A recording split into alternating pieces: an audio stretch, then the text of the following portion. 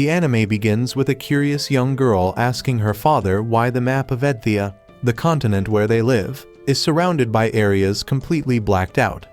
Her father, in a serious tone, explains that beyond their borders live magical beasts of extreme danger. Alicia, like any child full of questions, wants to know more.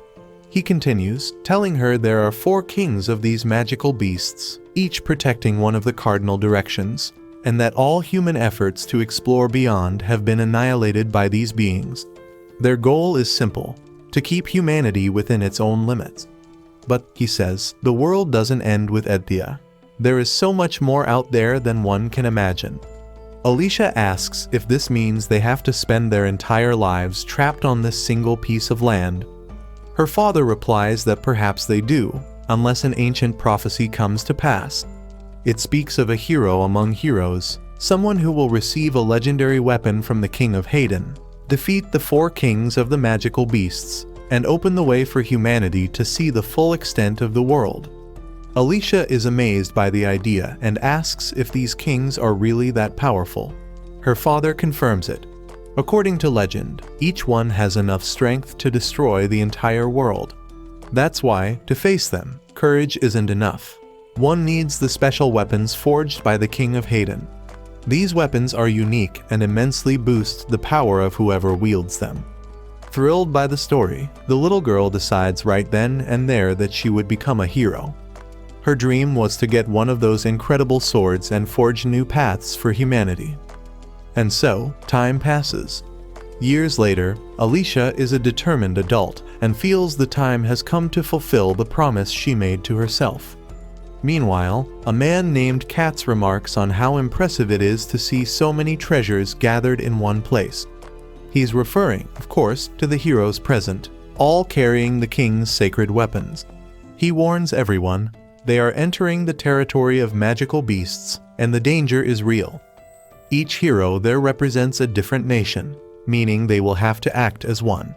However, the knight in charge of security announces they can't proceed with the carriage, as it's under attack. The creatures have begun to surround them, and there's no more time for hesitation.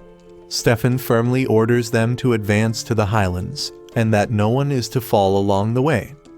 The battle begins and rages on for quite some time. It quickly becomes clear these are no ordinary heroes.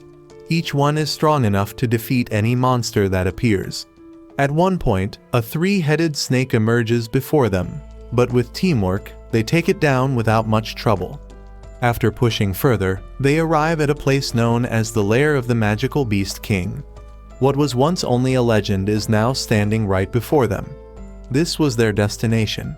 But the situation changes drastically with the arrival of a creature from the lunar mountain. This was definitely not like the previous monsters.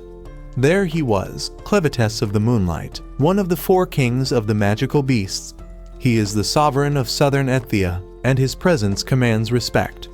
But the heroes don't back down. They declare with conviction, in the name of honor and their crimson steel swords, that they will defeat this opponent. But as soon as the attack begins, Stefan is struck down almost instantly. The enemy attacks with raw brutality. One of the heroes tries to counter, but even with Alicia's warnings, he is eliminated moments later. The others realize the enemy is far more dangerous than they imagined. But this understanding comes too late. Despite Alicia's repeated warnings, the heroes are defeated one by one. She is the only one who can comprehend Clevatess's movements and the only one to remain on her feet for more than a few seconds. The Beast King watches with interest. He remarks, calling the humans hominids, that it had been a long time since he'd seen a group up close. According to him, 1,000 years ago, humans were comparable to weak, fragile insects. Now, he wonders how they grew so powerful, what happened in this millennium, and what they intend to do now. If humans are seriously thinking about crossing into his territories again, maybe it's time to study them more closely. And so, facing the overwhelming power of Clevatess, the entire group fails. Alicia, the determined hero, becomes just another victim, as if she were turned into a simple toy. Meanwhile, in Hydrath, the capital of the Kingdom of Hayden, Clevatess appears suddenly. He had overheard one of the heroes wishing to have been chosen by the king of Hayden, and taking it as a provocation, he decides to act. None of the soldiers' attacks have any effect on him, and now he marches toward the castle. The soldiers, trying to protect their king, bolster the defenses, but it's all useless. Not even a full siege can stop him. To Clevatess, their efforts are like being touched by ants. A messenger runs to the king to warn him. A magical beast is on its way. The king quickly understands what this means. The heroes have failed, and if even they couldn't stop it, trying to escape now would be foolish. The royal forge, the heart of the kingdom, must keep running at all costs. It's almost as important as the royal family itself. With this resolve, the soldiers attack from inside the castle, trying to buy time, but nothing works. And Clevatess understands something new. The difference between the soldiers and the heroes was in the weapons they used. He saw how Alicia, with one of those swords, managed to damage his horn. The soldiers, on the other hand, can barely scratch him. Still, he knows that a weapon, when used well, can be extremely dangerous. Because of this, he decides to study everything he can to prevent the humans from getting any stronger. As the king prepares to face the inevitable, he's shocked to see the creature enter his domain completely unharmed. Clevatess, by his robes and jewels, immediately realizes he's standing before the king himself. Hayden asks how it's possible for a magical beast to speak the human language. Clevatess coldly warns him to choose his words carefully. Any mistake could lead to the extinction of all hominids on the continent. He doesn't hesitate to say he could wipe out the Duns, the Orgites, the Sladens, the Bonti, and all the kingdoms of Edthia. The reason? He believes that if one group had the courage to attack him, others might get the same idea. Now, he wants to know every race to understand what kind of creatures humans are. And so, he demands a clear answer. Why did they attack him? Why did they want him dead? The king's reply is blunt. A monster would never understand. For Clevatess, this is the worst possible answer. It's all the reason he needs to gather an army and destroy everything. But amidst the chaos, he hears the cry of a baby. A mother begs for mercy, pleading for her child's life. Clevatess, confused, wonders if the woman has gone mad. He's the one who caused all this destruction. Asking him for help is pointless. Still, he introduces himself, states his name, and reaffirms his plan to annihilate everything. He asks her not to hate him, but to understand that her mistake was being born a human in this world. Even faced with these words, the mother insists, saying the child is not to blame for where she was born, and no matter what terrible mistakes the adults made, it doesn't justify taking the future from someone so small. Clevatess feels no empathy. To him, all hominids are exactly the same, and this is due to his absolute certainty that when the child is older, he will pick up a sword and start invading lands that aren't his. And why is he so sure? Because he knows hominids well. In his eyes, they are the most chaotic and dangerous creatures that exist. His decision is made. He will eliminate them all. Even so, realizing the woman still believes she can argue her point, he gives her a chance. He asks her to prove she's right. At that moment, however, she admits she cannot. Her life is at its end, but the baby can prove it. Hearing this, the woman closes her eyes. Clevatess is torn, but at the last second, he decides to take the child and allow her to be the proof he was offered. To better understand, you need to know about the 5 peoples of the continent. First are the Duns, the most numerous, experts in building and fighting. Then come the Orgites, brave hunters and healers. Next, we have the Sladens, who master all things related to water and, oddly enough, hate sharing space with other human tribes. The 4th group is the Bonti, barbarians who live in wild areas and pride themselves on their strength, even if they lack leadership and unity. Finally, there are the Hydnians, the oldest people, shrouded in mystery. They live surrounded by mountains, are masters of forging weapons and artifacts, and are the only ones who can manipulate magical ore with mana. But what's known about the lands beyond the borders? Practically nothing. What lies beyond is a complete unknown.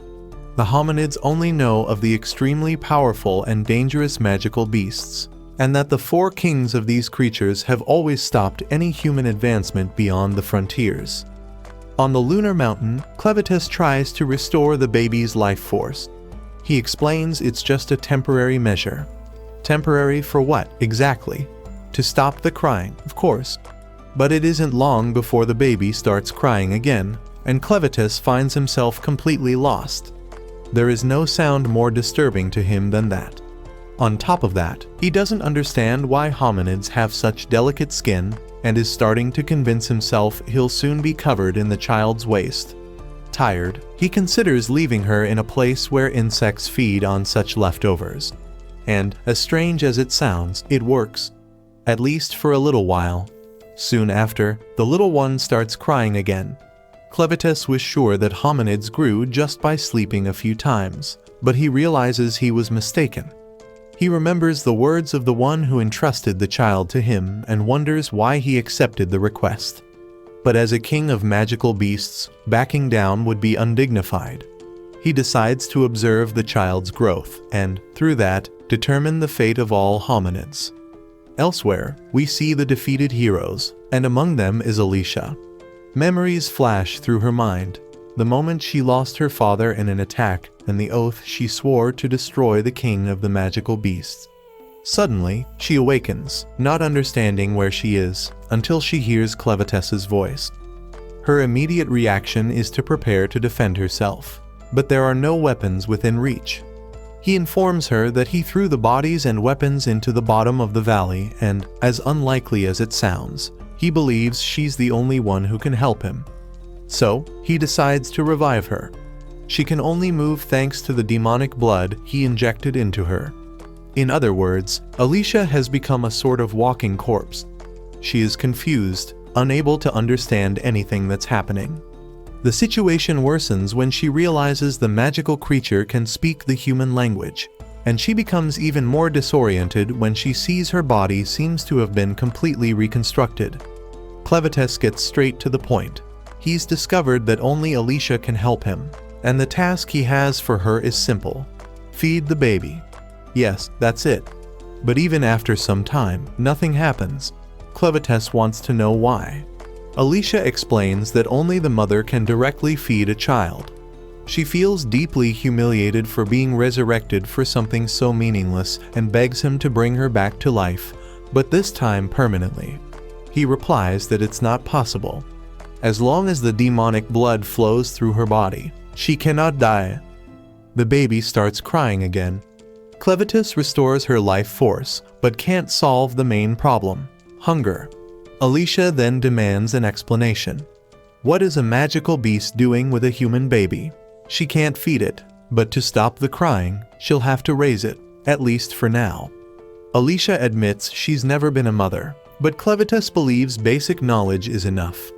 He asks what could satisfy the baby's hunger, and since Alicia is now under his control and cannot disobey, she replies that there is an alternative: a wet nurse. Another woman could do it, and if there wasn't one nearby, it would be possible to hire one, as long as they have money. Since it's obvious Clevatess doesn't have a single coin, she suggests a trade. The region is rich in magical ore, and a small fragment would be enough to pay for the service. Although Alicia is cooperating, her eyes betray another intention. If she could, she would attack the beast in that instant, but her mind quickly makes her back down. She knows what would happen if she tried anything. Clevatess makes a decision: he will go in search of this woman. Alicia, however, stops him. How could such an imposing and terrifying creature hire someone without causing mass panic? He then takes the baby and says that she will go find the woman herself. Alicia tries to understand how everything came to this. A beast king with a human baby is surreal. But her objective now is simple: get the baby to a safe place and forget this creature ever existed. She asks to keep the baby, but Clevatess refuses. He's not willing to let her out of his sight. So, he decides to change his form, taking on the appearance of a boy with horns. The transformation makes him look like a demonic version of some Dark Clan character. Confused, Alicia asks what that's supposed to be. Clevatess explains that he controls shadows and adopted this form because it's similar to the one who cared for the baby before. That's all. But even so, he still needs to hide certain traits of his original form. Now, with this appearance, he believes he also needs a name. He chooses to call himself Clen. Thinking about it, he realizes the baby also needs a name. So, Alicia decides to call her Luna. Yes, she was a girl, something we're just now finding out. Clevatess asks his new assistant for her name. Alicia replies, "I'm from Zorgo village." With everything settled, they set off in search of the woman who can help. Some time later, Alicia reflects on how drastically her life has changed. From hero to babysitter was a serious fall from grace. And the worst part, Clevatess, or rather Clen, is extremely strict about Luna's hygiene. Nothing can be out of place. The problem is, Alicia has absolutely no choice.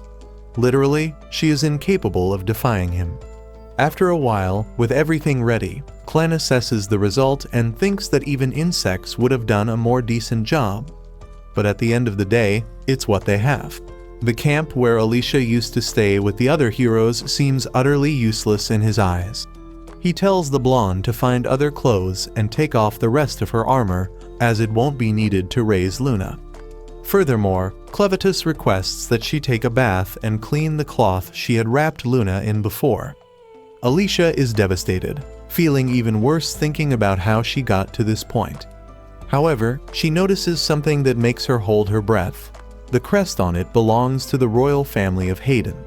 Now she's almost certain Luna is royalty. Meanwhile, in Hayden, a man observes the city's wreckage, in disbelief at the destruction a single magical beast caused. The idea that the king tried to take advantage of an old legend seems completely absurd to him. It had always been considered just a distant tale, something impossible. Yet, he tried. The man wonders if the king had lost his mind, and now, more than ever, he recognizes the heir apparent had every reason to be worried. He reveals there was a plan to get the infant princess out of the castle during her christening. But upon arriving, he sees no sign of survivors anywhere. Everything seems even more desperate. Standing by the ruins, Doral, the man's name, concludes that in the end, that old story was just that, a simple fable. Doral intends to report to the emperor that the attempt failed. With the castle of Hydrath in ruins and the king presumed dead, the kingdom of Hayden will soon become vulnerable. It's natural to expect other nations and villages to make their move. Even the magical beasts of the south might attack the weakened borders of the territory. However, for Doral, the most urgent matter now is to acquire the magical ore forging technique before anyone else can. He decides to reorganize his forces based on the new situation and puts the man beside him in charge of operations from now on. And as if that weren't enough, he gives a direct order: capture any member of the royal family still alive in this place. Back with Alicia, she decides to question Clen about the crest. She states that it belongs to the royal family, which makes her wonder how he could have kidnapped Luna even knowing that. Clevatess immediately denies it, saying he didn't know anything. He assures her Luna wasn't kidnapped, but was given to him. Alicia, however, finds this explanation completely illogical. Even so, Clen insists. It all happened amidst the ruins of the castle that he himself destroyed, and only now is he starting to understand the truth. Considering where he found her, it makes perfect sense for Luna to be from the royal family, and he feels a bit stupid for not realizing it sooner. He then tells Alicia, with disturbing nonchalance, that he also killed the king and that she shouldn't be so surprised. She, in turn, can hardly believe what she's hearing. Clevatess tries to justify himself, saying they attacked first, so he just retaliated. Alicia, worried, explains that if the king is really dead, everyone will be searching for the child with royal blood. Clen doesn't understand why, but she clarifies it's about the secret technique of forging magical ore. Only the royal family of Hayden possesses this skill. Clen asks if that's the material used to make the weapons the heroes carried, and Alicia confirms it. To him, it's curious that Luna ended up in his hands of all places. Maybe it's because her destiny was already written. For this reason, he has decided he's going to change the rules of the game. Luna will be the new ruler, and he will be the minister who supports her from the shadows. Alicia listens to this, completely lost. Clem admits that at first, he had no intention of seizing power. But on second thought, viewing the world of the hominids from above doesn't seem so bad. It might even be fun to send out spies to infiltrate and destroy them whenever he pleased. Alicia bitterly regrets ever bringing it up. Now she's sure that everything has become much more serious, much darker than she could have ever imagined. Clevatess needs to get out of there soon. The magic and water keeping the little one alive won't last forever. Alicia tries to stay calm, even knowing that when they arrive in a city, no one will accept a man with a horn on his forehead as an authority figure. And when he realizes that, how will he react? What worries her most, however, is Clem's obsession with Luna. If she is ever taken from him, the consequences could be terrifying. Alicia understands she must prevent this at all costs, and yes, she is aware this may be her last mission as a hero. But suddenly, someone appears behind Clem, and then everything happens very fast. Alicia watches what follows, not quite understanding. She was sure the enemies were defeated, but they weren't. Unexpectedly, Clevatess falls to the ground, unconscious. She can barely believe her eyes. Moments later, she herself is struck. She doesn't understand how everything had fallen apart in an instant. They both ended up being kidnapped.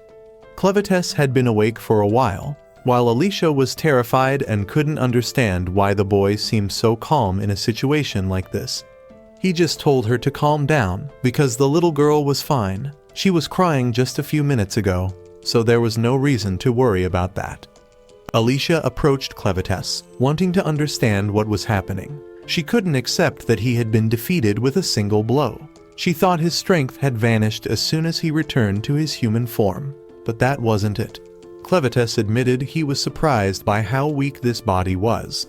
Alicia suggested he transform and free everyone, but it wasn't that simple. Clevatess explained that he intended to get the little girl to the throne before reverting to his original form. Besides, he wanted to see more of this human side, to explore and travel the world. Looking at the cart, he realized they had all been attacked and taken by force. He asked Alicia to explain the situation. It was then revealed that the men responsible were mountain thieves.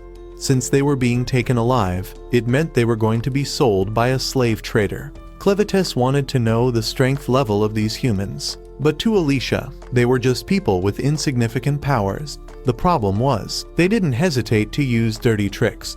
Alicia decided to sum it up. They were the scum of humanity.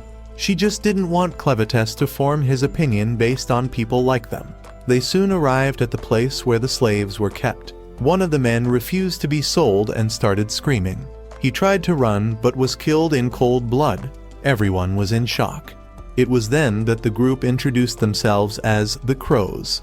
Any attempt at resistance or funny business would be punished with death. They were the most violent people in this world. Alicia tried to move on but was quickly grabbed. One of the men told her to go to the other side. Suddenly, Clevatess was called useless by one of the workers there, noticing he was carrying a child. One of the female slaves was called over to help him. It was her job to take care of the children. As soon as she saw the girl, the slave was enchanted by her beauty and how calm she was. The scene then changes to a sword at the bottom of a lake, being swallowed by a gigantic beast, but the narrative quickly returns to the gang's leader. No one accepted him as a leader, but there wasn't much choice, since he possessed a beast from the west, which people called a troll. Alicia couldn't understand how a human managed to tame a creature like that. The beast refused to eat Alicia because she was human, so the leader told it to choose between her and another. The two were terrified, begging him not to play with them like that. The man rummaged through Clevatess's belongings and discovered he came from the land of one of the 4 beast kings, Clevatess himself. He had heard the king had sent some men there and that they were gifted with magical items. He was sure all the heroes had met a bad end. He also heard that one of them was a woman. He said that ore of such purity wasn't usually found in humans. Looking at Alicia, he noted she had a good body and seemed way too calm. He concluded she was one of the heroes. He explained that the kingdom had been attacked by Clevatess, who destroyed the entire city. For the crows, the situation couldn't be better. Alicia noticed the man was using a reddish blade. She didn't understand how he had access to such a rare item. It was a weapon that only the royal family could forge. The redder it was, the higher the purity. Weapons made from that material enhanced the wielder's talent, but this one was a fake. The crows sold counterfeits and also dealt in slaves. No one could tell the difference. The man commented that the entire royal family had been killed in the castle, which affected them greatly. Only that kingdom manufactured these swords. If the kingdom stopped production, their value would skyrocket, and they could sell them for absurd prices. He intended to profit handsomely from this. Plus, ancient treasures would also increase in value. They were cruel thieves and treasure collectors. There were only two ways to get a treasure: be recognized as a hero by the king, or steal it from a dead hero. Getting a dead hero's treasure was easier, since most died in battles in the magical beast lands. The man believed he'd struck gold. A hero had appeared, and he wanted to know the whereabouts of Alicia's treasure, as well as the fate of the other 12 heroes sent to the magic land. He then gave the order for his henchmen to go with Alicia in search of the warrior's treasures. But some suggested it would be better to use Alicia for something else, since she was a hero. The boss got angry and told them to stop being idiots. Alicia must know where the other heroes were, and with that, they could make a fortune. Until all the treasures were recovered, Alicia could not die. The rest would be left to the slaves. He ordered her to be taken from his room, but if they wanted to have some fun, they could do whatever they wanted with the girl, as long as they didn't hurt her too much. The men got excited by the idea and, pulling her by the hair, decided to take her to a secluded spot. The scene shifts to Clevatess in a bar, where he realizes all the men are rude and dishonest. Looking back, he sees a girl breastfeeding the little baby. After putting her in the cradle, she asked the baby to be alone for a bit, as she had to serve some tables.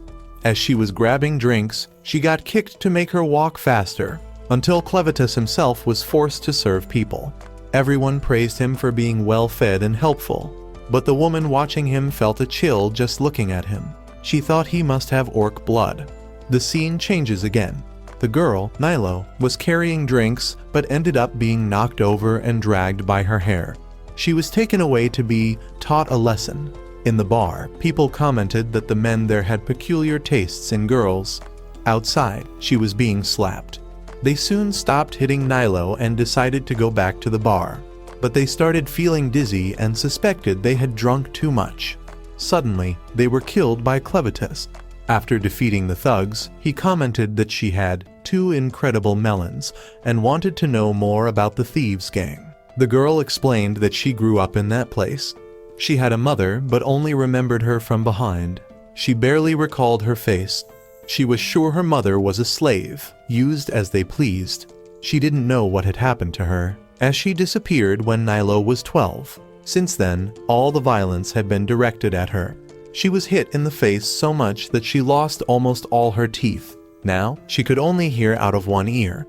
Over time, she realized her mother had protected her.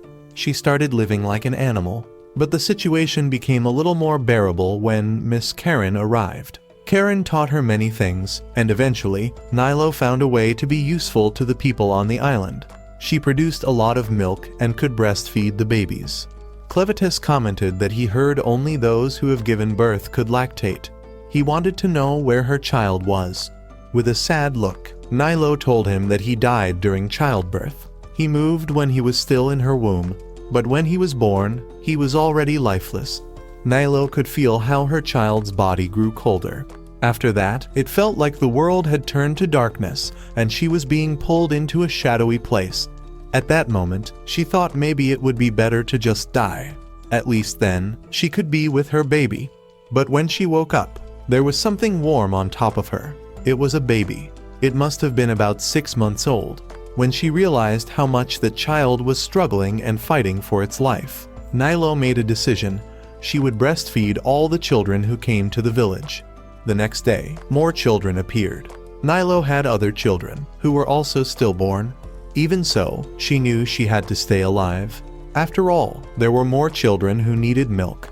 Nilo's children didn't have that luck, but she was sure they went to a better place.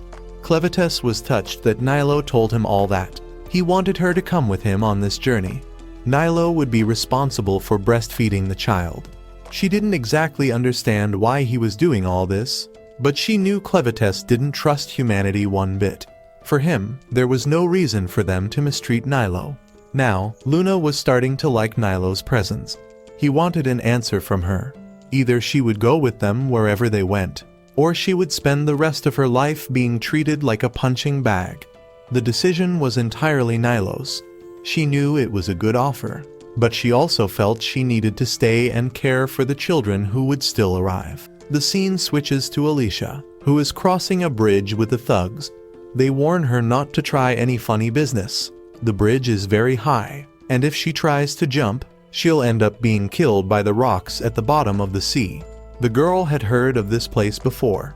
Looking down, she saw several people trying to escape, but one of the men explained that those people no longer had any love for life. At that moment, one of the men jumped, and Alicia was in shock. If the legend was true, there was a monster at the bottom of that sea, the same creatures from the story of the hero who died in that place. The man who jumped was killed in seconds. The people on the outside also ended up dying. Alicia remembered that these monsters came with the water and forced the people to abandon the mine shaft. Not even the hero known as the strongest of his time could defeat them. Back then, there was still solid ground to stand on. The hero's treasure opened up a waterfall right in front of the kingdom. Alicia realized that this was what they had been looking for all along. The men asked for the name of Alicia's weapon, but she wasn't interested in answering people like them. After all, they gave no one a chance to survive. To her, they were just dirty, heartless people. None of them cared about anything, and they still thought Alicia didn't understand the situation she was in.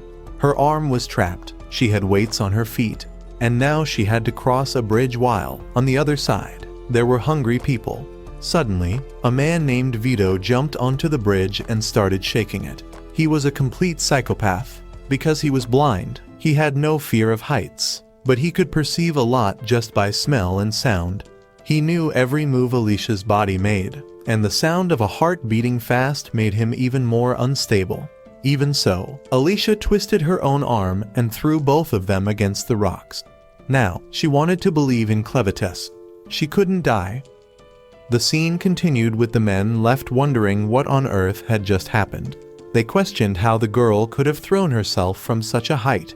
Now that they believed she was dead, they had no idea what they would tell their boss, since Alicia had been their only means of finding Clevatess. With no other choice, they resolved to go down to her body. They knew that if their boss found out about the incident, he would have both of their heads. Meanwhile, Alicia managed to come back to life, even though her body was completely shattered. She could not feel anything from the neck down. Her entire body was paralyzed, and the bandits were getting closer. She realized she had to figure a way out of the situation, and fast. Just as things looked hopeless, her own blood began to rise, and from it, Clevatess appeared, cursing her for losing so much of it. Alicia asked him why he was so small all of a sudden. The boy explained that his power was directly tied to the amount of a person's magical blood. The blood Alicia had left was the only thing keeping her alive. If she lost it all, she would die permanently, and there would be nothing he could do. He assured her that as long as she was useful to him, he would bring her back to her body whenever possible. When he did this, any part of her body that was not completely destroyed would be restored. Confused, Alicia wondered why she had not been restored yet, and asked if this meant she was no longer useful to him. Clevatess replied that before anything else, he wanted to ask her something, since they had not had much time to talk. He explained that as they were getting away earlier, he had found the perfect person to feed Luna, a captive of the bandits named Nilo. From his magical perspective, Clevatess could tell Nilo had never been treated well by her captors and figured she would jump at the chance to join their mission, raise Luna, and escape. However, for some reason, Nilo had turned him down flat without a second thought. Alicia suggested that Nilo's refusal was probably because of Clevatess's appearance. Furthermore, she noted that the bandits did not let anyone leave their camp. They would hunt any escapee down relentlessly, and no matter where Nilo went, they would find and kill her. Therefore, Nilo likely believed she could not escape with her life and would rather stay where she knew she could survive and continue to help the other children who needed her. Clevatess understood, but was still unsure how to convince Nilo to come with them. Alicia offered a simple solution. They needed to wipe out all the bandits. That way, Nilo would feel safe enough to leave, and no one would be left to chase them. With Clevatess's power, he could take them all out with incredible ease, but he decided against it. He could not let anyone find out that he had left the Moon Mountain, fearing it would be attacked in his absence. Clevatess clarified that he had his own reasons for traveling, mainly for Luna's sake, which was why he wanted Alicia to take care of the bandits. He tasked her with eliminating every last member of the group, calling themselves the Crows, reasoning that since she was once one of the 13 heroes, killing a few thugs should be an easy task for her. Alicia protested, explaining that it was not so easy to eliminate that many people while she was empty-handed. She reminded him that heroes were not invincible. Just then, her body was restored as her bones began snapping back into place. The bandits could only stare in disbelief, completely baffled as the girl who had been a broken mess on the ground returned to normal. Alicia felt an excruciating pain as her skeleton reassembled itself. The men were in total shock, witnessing something they knew was impossible, like a scene from a nightmare. Regardless, all that mattered to them was that she was alive to lead them to the hero's weapons. They decided they would tear off her arms and legs if they had to, but they needed her alive to guide them to the treasures. As one man lunged at her, Alicia intentionally took the hit, using the opening to grab her sword, her eye patch, and break the shackles on her feet. As she geared up, she realized how filthy she was but decided to roll with it, looking like a pirate ready to take them all down. Alicia had made her decision. She would do what Clevatess wanted and eliminate every last bandit. In the meantime, Clevatess needed to find Nilo as soon as possible and convince her to join them. Elsewhere, Nilo told her friend Carm that she had been delayed because she was feeding the baby. Worried about her friend, Carm wished she would be more careful. The two of them then had to clean the whole place before the bandits returned. As Nilo started cleaning, Carm could not understand why she was in such a good mood. Nilo explained that she wanted to know more about the outside world, having been with the Crows since birth and knowing nothing of life beyond their camp. Carm admitted she did not really know what the world outside was like. She explained that most people there, including herself, had either lost their homes or committed serious crimes. Lacking fond memories of the outside world, she could not really describe it to Nilo. She asked why Nilo was so curious, guessing she might be thinking of escaping. Nilo denied it, stating she believed escape was impossible, but was simply curious. She mentioned that one of the other captives had invited her to escape with him.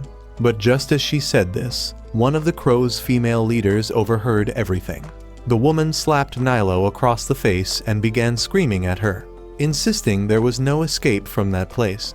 She warned Nilo that the men would just use her up and throw her away like trash, which was why the women there had to stick together. She called Nilo useless, bitter that she was the one who had been invited to escape. Just as she was about to strike Nilo again, the main leader appeared, and both women froze in shock. He was furious that his men could not seem to eat without turning the place into a pigsty. Uncaring about their argument, the man declared that one woman hitting another was unacceptable. He asked why they were there, since they rarely showed up. The woman explained that something new had arrived, a baby. The leader told Nilo to show him where the child was, saying they were going to fatten it up a bit. Seeing the worried look on the other woman's face, he glared at her angrily. As soon as he left, the woman exploded in frustration, screaming that Nilo was the only one who could feed the babies, since not all the women could produce milk. Suddenly, Clevatess appeared behind her.